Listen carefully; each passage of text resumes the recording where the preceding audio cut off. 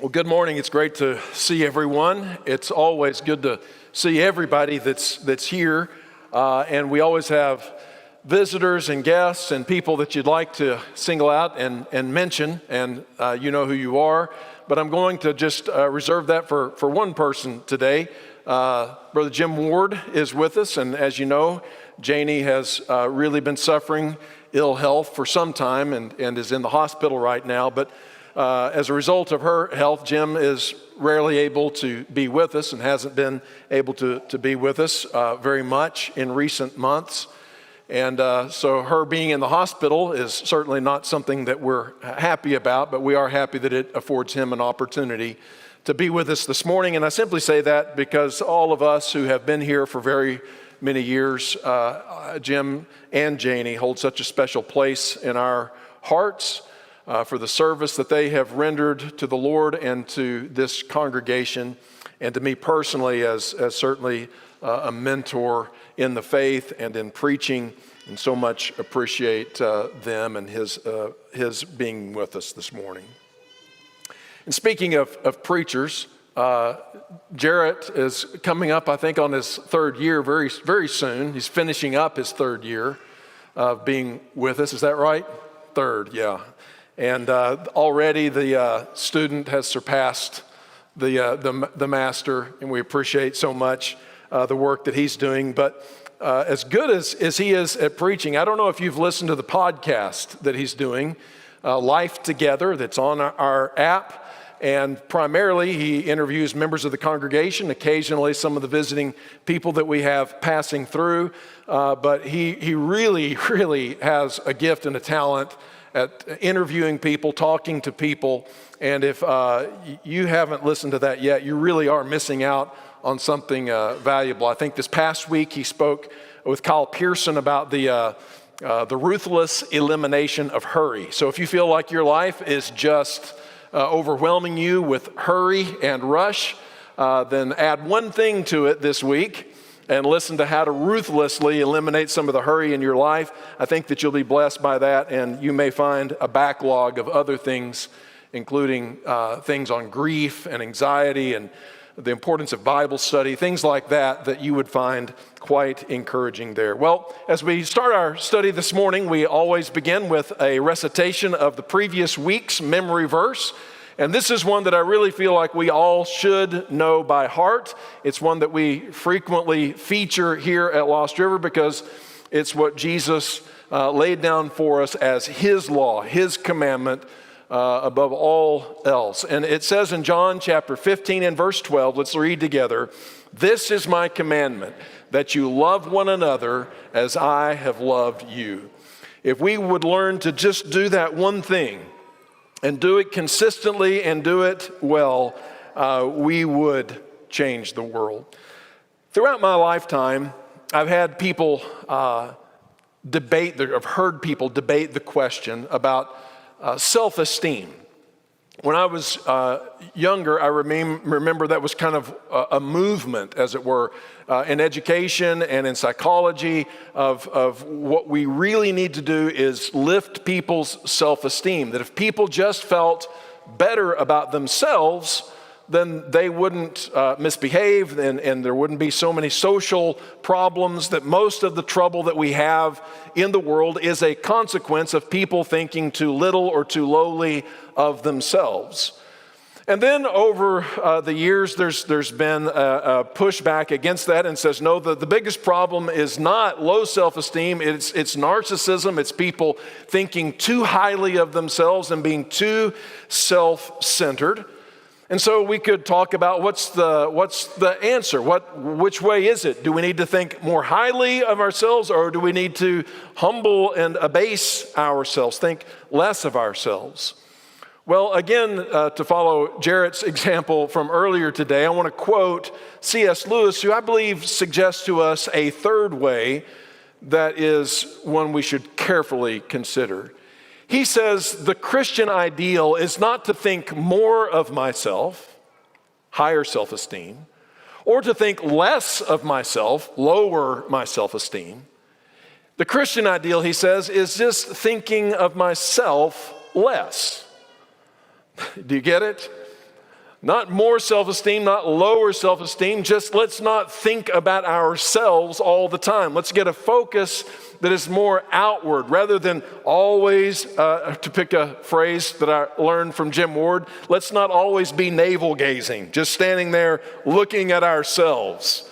Not a healthy outlook. We rather need to get a focus where we're outward looking, upward looking, looking at God, looking at other people, looking at the amazing world that God has created with all of its marvelous features, its awe-inspiring discoveries that we can make if we just have eyes to pay attention and see the glory of God being revealed in the world and through other people, getting our focus off ourselves. So it's not higher self-esteem, lower self-esteem, but just simply getting out of our own heads, thinking of ourselves less, and looking more outwardly.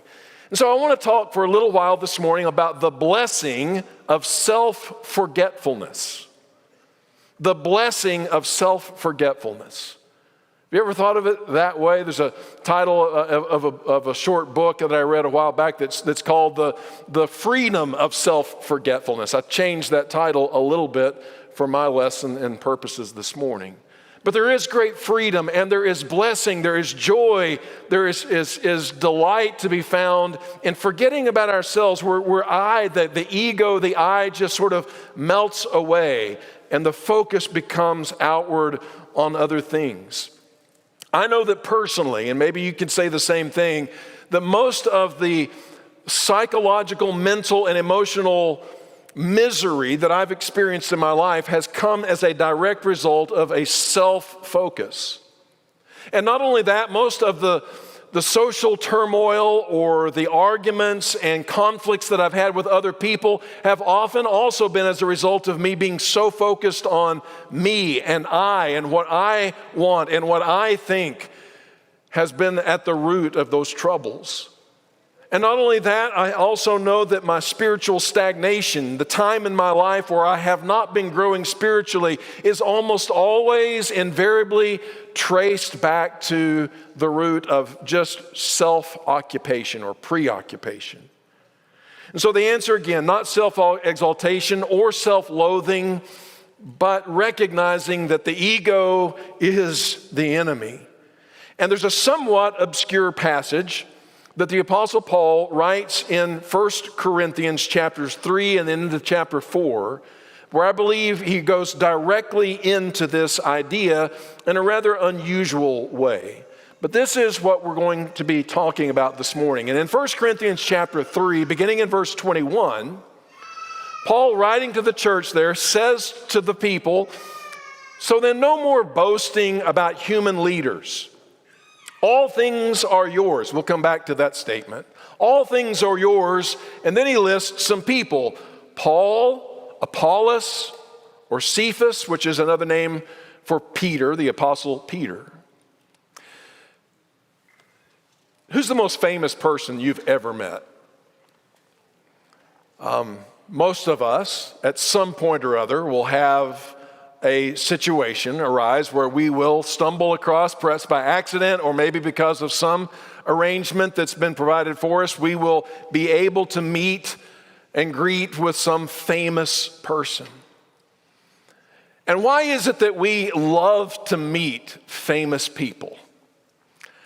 I think it's probably not so much for just the sheer pleasure of meeting that person, though there may be a little bit of that, but usually we're so awkward in those moments that I don't know that we actually even really enjoy meeting them, or we become again self-aware and we're so worried about what kind of an impression am I making on them that we botch the whole thing. But I think we really, really like to meet famous people so that for the rest of our lives, we can drop that name. You know, you're in a group of guys and they're all talking about football and, you know, playing the quarterback position and all this, and somebody's got this opinion and somebody's got that, and then you just say, "Yeah, I was talking to Tom Brady one time, and he said," you know, and it's just like, phew, end of the matter. And everybody just looks at you and goes, "Oh, wow, well, he knows, the expert." So we love to name drop. And that's exactly what was going on in the church at Corinth. Earlier in chapter 1 and in verse 12, he said that the congregation was actually broken up into different factions, with each faction saying, well, I am of Paul. Others, I am of Apollos.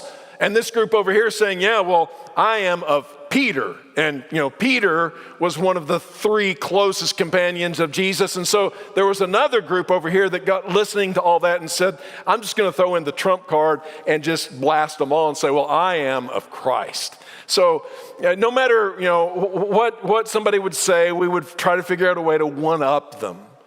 And so they said maybe the idea was that, there's a certain thing that Peter emphasizes in his teaching. And as a student of Peter, I learned these things firsthand, sitting at his feet. And someone else notices that maybe Paul has focused on something else in his teaching, and someone's listened to that. And so they're putting what Paul taught versus what Peter taught against each other. And others are doing the same thing with Apollos. And then again, somebody comes in and says, well, Christ says this, and I'm a follower of Christ, not of these mere men. And so they were setting these teachers up against one another as a way of promoting themselves. It's this self-focus and my association with these people that gives me importance in this conversation. So the question is, what does this have to do then with that self-centeredness? And I think the answer is that self-centeredness makes us think of all of our relationships, whether with leaders or just with other people, our peers in general. We begin to think of all of our relationships in terms of, how does being around this person make me look? How does having a conversation right here in this situation with this person and other people over there watching me have a conversation with them, how does it make me look to be talking to this person? And if I feel like talking to this person is kind of make my political capital, my personal importance, my stature among the group go down, then I'll try to distance myself from them. But if I think that this person could be a status booster for me, then I'm going to want to hold on to them and be seen by as many people as I can talking to this person. And so all of our interactions with people, all the pictures that we take of ourselves with other people, all of these are curated very carefully in terms of, how does it make me look? That's our self-centeredness, finding its expression in all of our social interactions with other people. And so people are not people to be looked at and with wide-eyed wonder realize the unique things that this person brings to the table, the wonderful things about them, learning things from them, because we can learn something from anyone. We're not able to actually just sit there and enjoy the conversation and the presence of this person, because self-centeredness is making me evaluate and judge whether or not it's good for my reputation to be seen right here. Isn't that sad? And that's exactly what was going on with the church here. And so, in the next verse, in verse 22, at the end of that, he says it's not just people, it's not just Paul, Apollos, and Cephas. He says the world or life or death or the present or the future, all of these things are yours. I think his point here is that all of creation is there or exists for the benefit of all of God's people. All of these teachers, Paul, Cephas, Apollos, we're to benefit from the ministry of each of them, not use them to pit against one another and elevate our status amongst each other.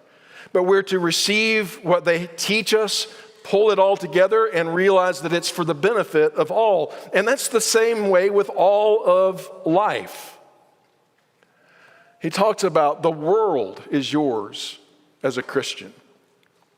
Have you noticed that people sometimes don't even go on vacations to enjoy the place that they go to? Again, they go to the vacation in order to get just in the right spot, get the selfie taken, and rush to post it on social media. And that's the point of the vacation, to let everybody know the important places that I've been to. Instead of being there and just taking in the world again and basking in the glory of what God has created and seeing the wonder of it. But as a Christian, all of these things are ours. You see, Christ, and here's why. Here's how he puts it in the next verse, verses 21 through 23. So no more boasting about human leaders. All things are yours, whether Paul, Apollos, Cephas, or the world, or life, or death, or the present, or the future. All are yours, and here's why. And you are of Christ, and Christ is of God. I think the point is that Jesus Christ has title to everything. The ends of the earth are his possessions. The nations are his inheritance. The world belongs to him by creation and through redemption. And that includes all of the grace of life itself. It even includes death is now subject to Christ. He mastered it. He owns it. It is his possession. The present time in which you and I live, the future that is yet to come, all of these are Christ's. And if you are in Christ, then they also are yours, because you are a joint heir with Christ of all things. So being in Christ brings with it enormous and endless benefits and gifts, which means that all of life is not a zero-sum game. We're in Christ, it's not as if more for someone else means less for me. It doesn't work that way. God is vast and infinite beyond all imagining, and he is available to and with and for all. And in Christ, you have entered into that relationship with him, and it is all yours, including these teachers, including your brothers and sisters, including all the grace and experiences of life and death and the present and the future. It's all yours in Christ, and you don't have to compete with everybody else in order to possess them. They're yours. They're his gift. Enjoy. Receive it. And so then back to the main point that Paul is applying this to with regard to their teachers. He says in chapter 4 in verses 1 and 2 that this then is how you ought to regard us, that is Paul and Apollos and Cephas, as servants of Christ. We're here on behalf of Christ to serve you through our ministry. He has entrusted us with the mysteries that God has revealed. And now it is required that those who have been given a trust must prove faithful. So the point is, as long as the teacher, Paul, Peter, Apollos, whoever, as long as they're being a faithful steward of the mysteries of God, of the things that God has revealed, then you can benefit from their teaching. And you don't pit one teacher against the other. You don't get, as they used to say, preacheritis or whatever, and try to elevate one person above another and hitch your wagon to their rising star. That's to totally miss the point. But instead, again, to receive all things, including your teachers, as God's gift, and as long as they're faithful to the repository of truth that's been committed to them, then they're a blessing to you to be received. And then he continues on in verse 3 and says what I think is the most astonishing thing in the entire passage, and where it really gets to our point on too much self-focus. He says, I care very little if I'm judged by you or by any human court. Now, the word judged here literally is the word verdict. It is courtroom language, where a judgment is made based on whatever evidence is brought forth, either to acquit or to find guilty. And Paul says that I have very little regard, very little concern about the judgments that the people at Corinth might make about the relative value or worth of Paul versus Peter or versus Apollos. He says, I'm not concerned about competing with these other teachers or preachers or apostles or evangelists. It's not a competition. I'm not entering a pageant and parading in the pulpit before the congregation in order that I might be evaluated and ranked according to my worth by the various contingencies of the congregation. He says that is utterly beside the point. And so I care very little about that kind of human opinion or the court of human opinion, the stamp of approval, the likes that we seem to crave as human beings are not the things, Paul says, that are moving and motivating him. And the question then becomes, well, how do we get to the place where we are not controlled by what people think about us? How could we become like Paul and be able to honestly say, I really don't care? And not say, he's not saying this in an arrogant way. It's not as if he's saying, I'm so high and mighty that I could care less what the lowly people like you think. That's not what he's saying, and I think you're going to see that in a moment. Because, in fact, what most modern approaches to the problem of being controlled by other people is to tell you to do exactly that. It's to say, yeah, you don't listen or worry about what everyone else thinks. You just decide for yourself what you think, and you live by your own standards. And maybe that's what Paul's saying here is this, I've got my own standards, I'll live by my own standards, and I don't care what anybody else thinks about me. That's, again, the way that this is typically handled today. We decide to only care about what I think, and I'll judge myself by my own standards and by my own evaluations. But Paul does not do that. In fact, what he says next tells us explicitly that. He says, indeed, I do not even judge myself. Instead, at the end of this verse, he says, my conscience is clear, but that doesn't make me innocent or vindicate me in this courtroom. It is the Lord who judges me. It isn't your judgment that can condemn or vindicate me. It isn't my judgment that can condemn or vindicate me.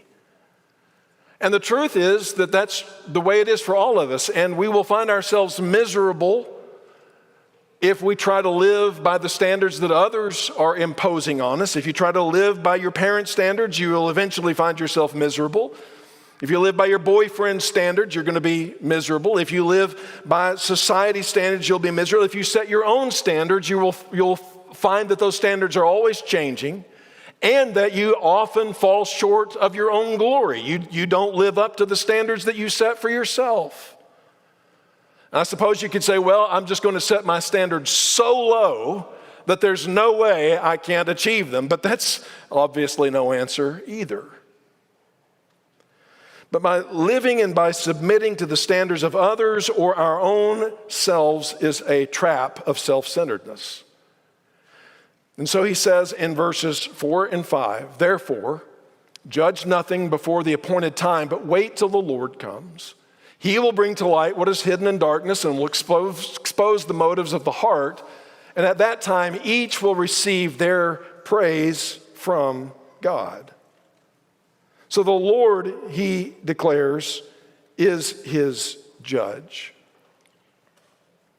This means... let me just save that for the end. This means that his sense of identity and self-image is not grounded on what others are saying about me or what the voice inside my head is saying to me, my own self-evaluation. But Paul is telling us that he is living by the verdict, the judgment that was rendered